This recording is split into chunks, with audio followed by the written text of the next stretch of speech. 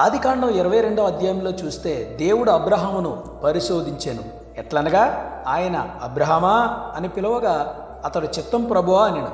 అప్పుడు ఆయన, నీకు ఒక్కడై ఉన్న నీ కుమారుని అనగా నీవు ప్రేమించి ఇస్సాకును తీసుకుని మోరియా దేశమునకు వెళ్ళి అక్కడ నేను నీతో చెప్పబోవు పర్వతములలో ఒక దాని మీద దహన బలిగా అర్పించమని చెప్పాడు. తెల్లవారినప్పుడు అబ్రహాం లేచి తన గాడిదను గంతకట్టి తన పనివారిలో ఇద్దరిని తన కుమారుడగు ఇస్సాకుని వెంటబెట్టుకుని దహన బలి కొరకు కట్టెలు చీల్చి లేచి దేవుడు తనతో చెప్పిన చోటికి వెళ్ళాను.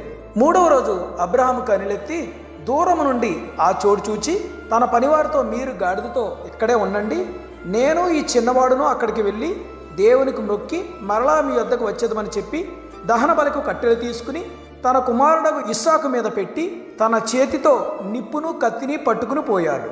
వారిద్దరూ కూడి వెలుచుండగా ఇస్సాకు తన తండ్రి అయిన అబ్రహాముతో, నా తండ్రి అని పిలిచాడు. అందుకతడు, ఏమి నా కుమారుడా అన్నాడు.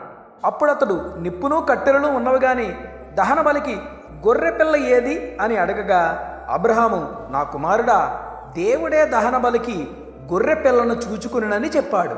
వారిద్దరూ దేవుడు చెప్పిన చోటకు వెళ్ళి అక్కడ బలిపీఠం కట్టి కట్టెలు చక్కగా పేర్చి తన కుమారుడు ఇస్సాకును బంధించి ఆ బలిపీఠం మీద కట్టెల మీద ఉంచాడు. అప్పుడు అబ్రహాము తన కుమారుని వధించుటకు తన చెయ్యి చాపి కత్తి పట్టుకున్నాడు. యెహోవా దూత పరలోకము నుండి, అబ్రహామా అబ్రహామా అని పిలిచాడు.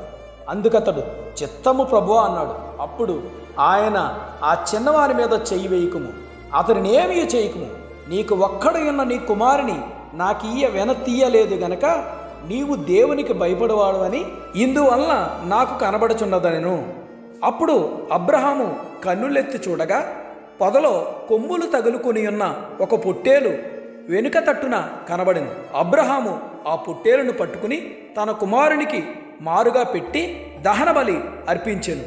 అబ్రహాము ఆ చోటికి యెహోవా ఈరే అను పేరు పెట్టాను. యెహోవా దూత రెండవ మారు పరలోకము నుండి అబ్రహామును పిలిచి ఇట్లనెను, నీకు ఒక్కడై ఉన్న నీ కుమారుని వెనుతీయక ఈ కార్యము చేసినందున నేను నిన్ను ఆశీర్వదించి ఆకాశ నక్షత్రముల వలన సముద్ర తీరమందలి ఇసుక వలన నీ సంతానమును నిశ్చయముగా విస్తరింపజేసేదను.